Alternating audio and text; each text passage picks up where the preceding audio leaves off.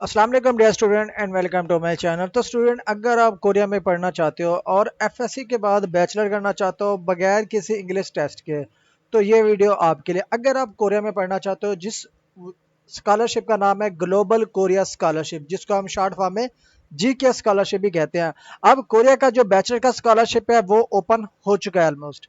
अगर आप इस स्कॉलरशिप के लिए अप्लाई करना चाहते हैं, आप एफएससी के बाद बैचलर डिग्री प्रोग्राम के लिए अप्लाई कर सकते हो, जो कि बिल्कुल फ्री और फुली फंडेड स्कॉलरशिप पे होगी। ठीक है, अगर आप इसमें अप्लाई करना चाहते हैं, लाइक ये आपको स्कॉलरशिप देगा कौन? ये जो स्कॉलरशिप आपको प्रोवाइड करता है ना, ये कोरियन की खुद जो गवर्नमेंट होती है, वो खुद तमाम इंटरनेशनल स्टूडेंट को फंड करती है। ठीक है, अब ये फंड किसके थ्रू करती है? वो करती है NIIED के थ्रू, जिसको हम national institute for international education कहते हैं। अब ये जो एजुकेशन फ्री होती है वो इस वजह से होती है क्योंकि गवर्नमेंट जो होती है कोरिया की, वो आपको फंड करती है इंटरनेशनल स्टूडेंट को। इसका मेन जो इनिशिएटिव होता है वो इंटरनेशनल एजुकेशन एक्सचेंज को करना होता है। ठीक है, अगर आप इस अपॉर्चुनिटी के लिए अप्लाई करना चाहते हैं, ठीक है, आप बैचलर डिग्री प्रोग्राम के लिए अप्लाई कर सकते हैं, जिसको हम BS कहते हैं। ठीक है, BS कहते हैं, 16 ईयर एजुकेशन होती है।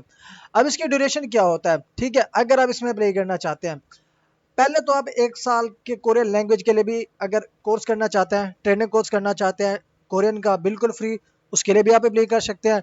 और दूसरा, अगर आपने एफएससी कर ली है, बैचलर करना चाहते हो जो कि 4 ईयर डिग्री प्रोग्राम है, उसके लिए भी आप अप्लाई कर सकते हैं।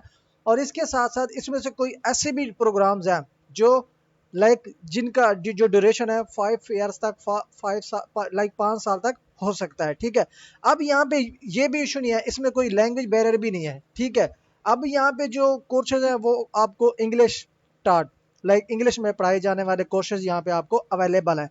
अब इसमें कोरियन की जो जीके स्कॉलरशिप है, जीके स्कॉलरशिप के अंडर जी आपको कैसे पता लगेगा कि कौन कौन सी यूनिवर्सिटी पार्टिसिपेट करती हैं और कितनी यूनिवर्सिटी पार्टिसिपेट करती हैं?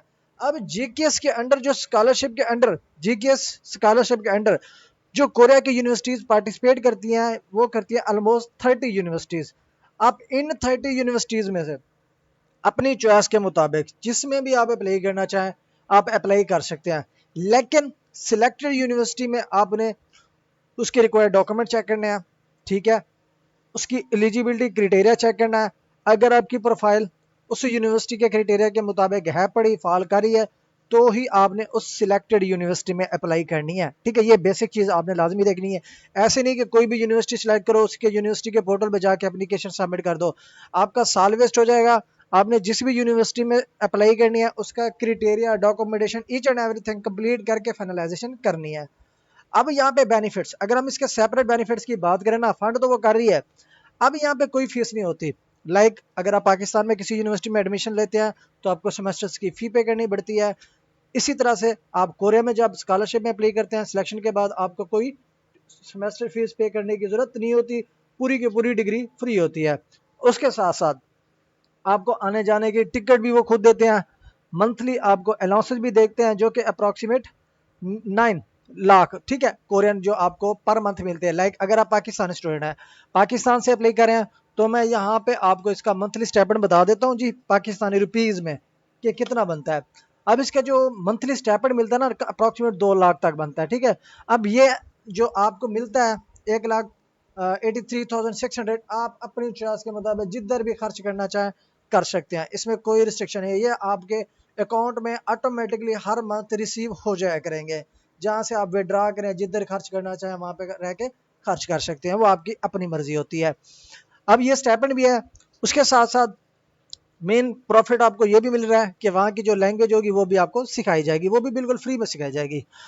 उसके साथ साथ जब वहाँ पे आप पहुँचेंगे, लाइक बंदा जब पहली मरतबा किसी फॉरेन कंट्री में जाता है तो ऑब्वियसली सेटलमेंट करनी पड़ती है। ठीक है, जिसको हम एकोमोडेशन कहते हैं, तो वो खुद आपको सेटलमेंट करके देंगे, खुद आपको एकोमोडेशन कंफर्म करके देंगे। लाइक वो रिसीव भी आपको खुद करेंगे, आपको हॉस्टल में सेटल भी वो खुद करेंगे, आपको कुछ भी करने की जरूरत नहीं होगी। उसके साथ साथ अगर आपके कोर्सेज में लाइक पाकिस्तान में भी आप बैचलर करते हैं, तो कुछ यूनिवर्सिटीज़ में बैचलर स्टूडेंट को लास्ट सेमेस्टर में जो है ना थीसिस कराया जाता है। ठीक है, अब वो थीसिस पे डिपेंड करता है कि वो शार्ट कराते हैं या रिसर्च बेस कराते हैं।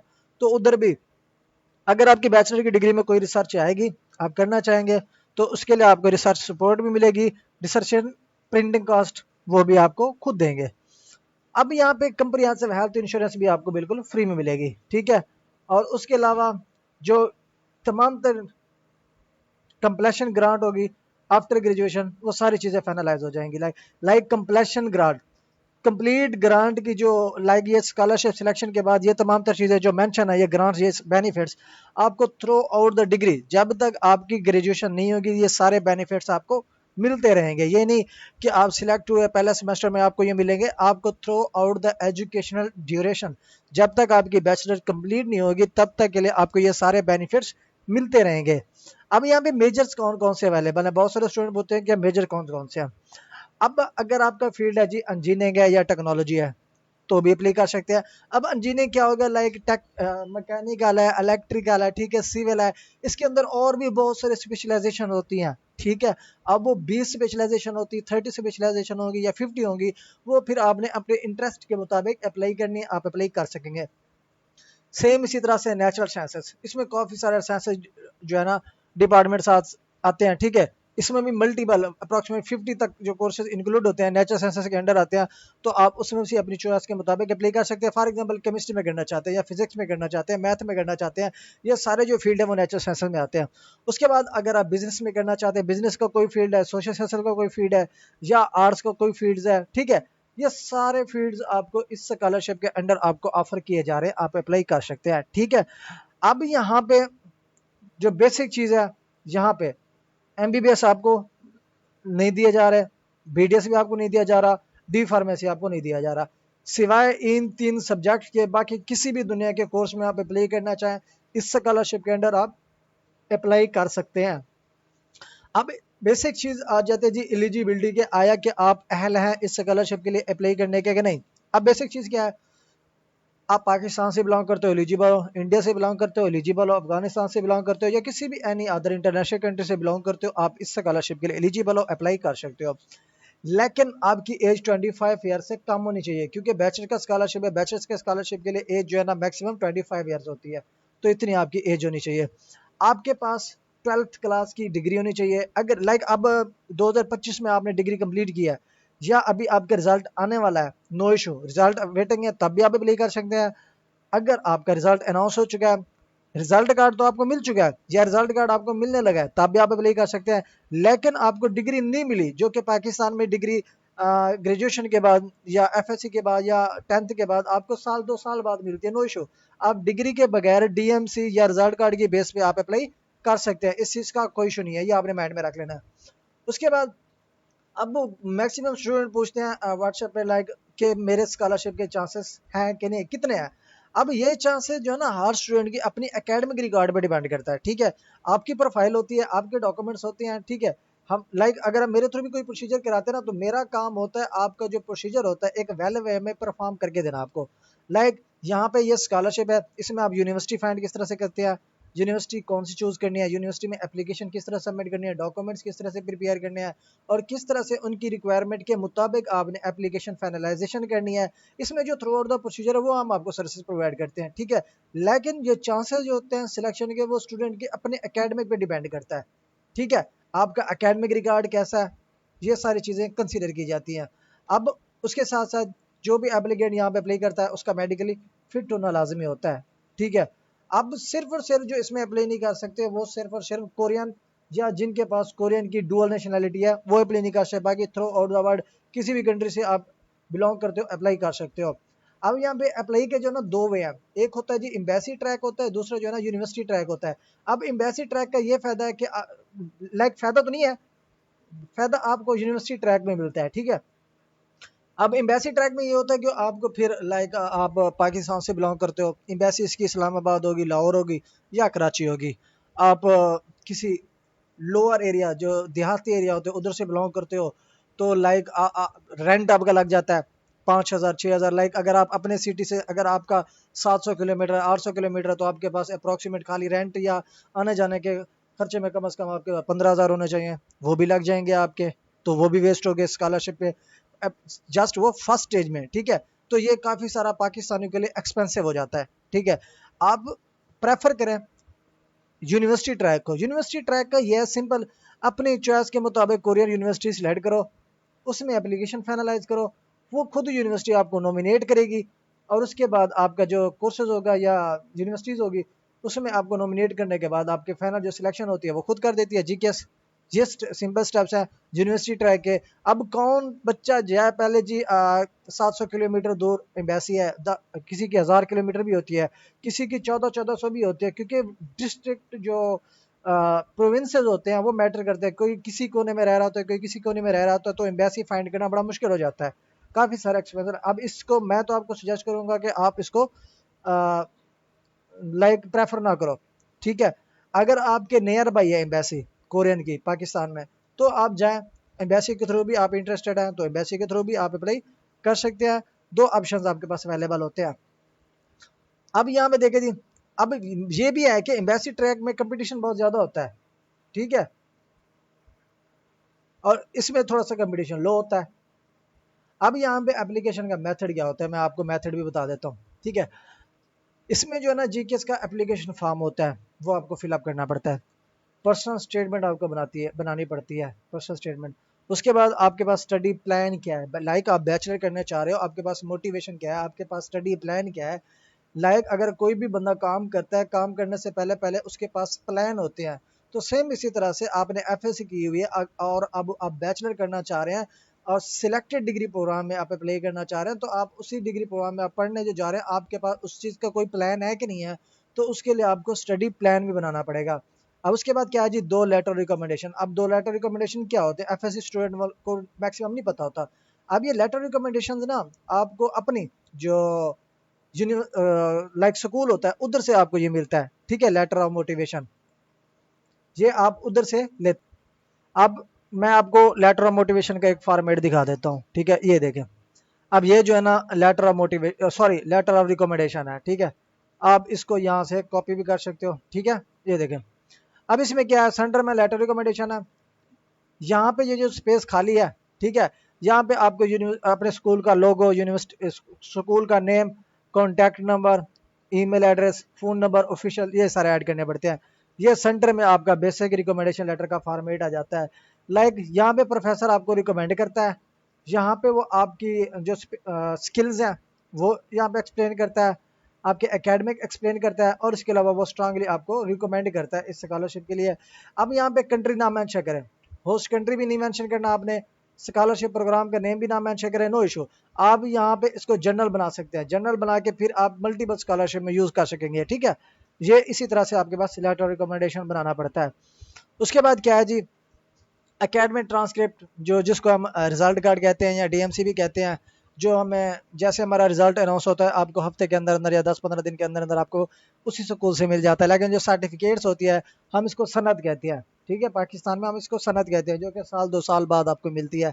सनद नहीं है, नो इशू, सनद के बगैर आप अप्लाई कर सकते हैं। इवन के अगर आपका 12th स्टैंडर्ड का रिजल्ट भी अवेटिंग है तब भी आप अप्लाई कर सकते हैं होप सर्टिफिकेट की बेस पे। उसके बाद आपके पास पासपोर्ट पासपोर्ट होना चाहिए, पासपोर्ट नहीं है तो बर्थ सर्टिफिकेट भी यूज़ कर सकते हैं, लेकिन बेसिक प्रेफर करें अपना पासपोर्ट बनवा ले तो आपके लिए अच्छा होता है। उसके बाद मेडिकल असेसमेंट रिपोर्ट, जिसको हम मेडिकल फिटनेस सर्टिफिकेट कहते हैं, ये आपने बनवा लेनी है। उसके अलावा अगर आपने एजुकेशन कैरियर के दौरान लाइक प्रेप से लेकर फर्स्ट क्लास से लेकर 12th तक कोई अवार्ड्स जीता है, कोई सर्टिफिकेट्स ली है, कोई एक्स्ट्रा करिकुलर एक्टिविटीज़ में पार्टिसिपेशन की थी, आपके पास कोई सर्टिफिकेशन है, like participate certificate of appreciation होता है, ठीक है, और कोई इंटर्नशिप सर्टिफिकेट्स हैं, कोई डिप्लोमा इवन के आपने किया हुआ है, कोई एक्स्ट्रा करिकुलर एक्टिविटीज़ में आपने पार्टिसिपेट किया, लाइक क्रिकेट हो गया, फुटबॉल हो गया, कोई भी है, ये सारे डॉक्यूमेंट्स आपके लिए मैटर करते हैं। वो सारे डॉक्यूमेंट्स भी आपने अपने प्रिपेयर रखने हैं, बनवा लेने हैं, ठीक है। उसके बाद जो सिलेक्शन प्रोसीजर होता है, ये सारे स्टेप्स आपने फॉलो कर लिया। अब आपके डॉक्यूमेंट्स की स्क्रीनिंग होती है, चाहे आप एम्बेसी में अप्लाई, एम्बेसी के थ्रू अप्लाई करें या यूनिवर्सिटी ट्राई के थ्रू अप्लाई करेंगे। फिर जो स्टूडेंट शॉर्टलिस्टिंग होते हैं उनका इंटरव्यू कंडक्ट किया जाता है। इंटरव्यू जो भी होता है आपका बेसिक होता है, बेसिक ये होता है लाइक आपने ये कंट्री क्यों चूज़ किया, आपने ये सब्जेक्ट क्यों चूज़ किया, आपकी मोटिवेशंस क्या है, आप कोरिया क्यों आना चाहते हैं, लाइक सारे आपके एकेडमिक रेलिवेंट होते हैं, जिसको हम मोटिवेशंस कहते हैं। वो इंटरव्यू आप इंटरव्यूअर जो भी होगा आपको सिर्फ और सिर्फ अपने कंट्री के रेलिवेंट ही क्वेश्चन पूछेगा, तो आपने इसके लिए प्रिपरेशन कर लेनी है। लाइक जो कोर्स आप अप्लाई करना चाह रहे हो वो वो आपके फ्यूचर प्लान के लिए किस तरह से करामद हो सकता है, ठीक है, आपने ये चूज़ क्यों किया, ये कंट्री क्यों चूज़ किया, ये कोर्स क्यों चूज़ किया, ठीक है। ये सारी चीज़ें इसके रेलिवेंट जो है ना आपसे क्वेश्चन किए जाते हैं इंटरव्यू में। उसके बाद जो NIED जो गवर्नमेंट फंडिंग जो इनकी ऑर्गेनाइजेशन होती है वो फाइनल सिलेक्शन का रिजल्ट अनाउंस करती है, उनका रिजल्ट अनाउंस हो जाता है, फिर आपका जो है ना, ठीक है, यहाँ पे जो सितंबर 2026 को आपकी क्लासेस स्टार्ट हो जाएंगे। अब ये स्कॉलरशिप एप्लीकेशन स्टार्टेड है, 31 अक्टूबर तक आप अप्लाई कर सकते हो, ठीक है, 31 अक्टूबर तक, ठीक है।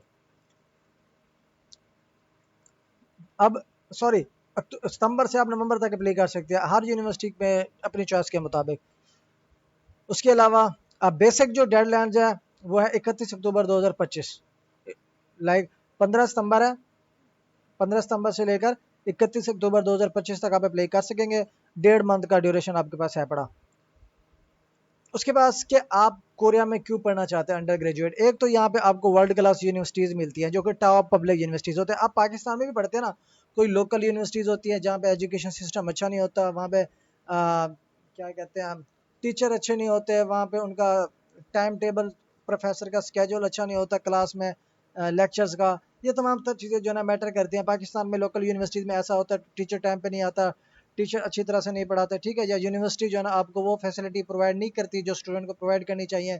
तो सेम इसी तरह से जो लोकल यूनिवर्सिटीज़ होता है, लेकिन वो आपको वर्ल्ड क्लास यूनिवर्सिटीज़ आपको मिल रही हैं, उन यूनिवर्सिटी में आप अप्लाई कर सकते हैं। उसके अलावा आपको यहाँ पे कोरियन लैंग्वेज भी पढ़ाई जाएगी, वहाँ का कल्चर भी देखने को मिलेगा आपको। फाइनेंशियल कोई इशूज़ नहीं है, सारा कुछ फुली फंडेड है, आपको बिल्कुल फ्री में मिलेगा सारा कुछ। ये तमाम तर लाइक इसके बेनिफिट्स हैं। तो अगर आप इसमें अप्लाई करना चाहते हैं, एज सुन एज पॉसिबल अपने डॉक्यूमेंट्स प्रिपेयर करें और इसकी एप्लीकेशन जो है ना आप फाइनलाइज करें, ठीक है। मजीद अगर आप ये स्कॉलरशिप प्रोसीजर मेरे थ्रू भी कराना चाहें जो कि पेड सर्विसेज है, ठीक है, ऑब्वियसली मैं आप लोगों को टाइम देता हूँ या आपकी हेल्प आउट करता हूँ, तो उसके लिए मैं जो चार्ज करता हूँ। तो अगर आप मेरे थ्रू भी प्रोसीजर कराना चाहेंगे तो यहाँ पे मेरा व्हाट्सएप का लिंक गिवन है, इस व्हाट्सएप लिंक पे क्लिक करेंगे, मेरा व्हाट्सएप ऑटोमेटिकली ओपन हो जाएगा, यहाँ पे नंबर भी आपको स्क्रीन पे मेरा दिख रहा होगा, ठीक है। तो ये ओवरऑल प्रोसीजर है। वो स्टूडेंट जो बैचलर करना चाहते हैं कोरियन में, तो वो अपनी एप्लीकेशन प्रोसीजर स्टार्ट कर सकते हैं as soon as possible. Thanks for watching, अल्लाह हाफिज़।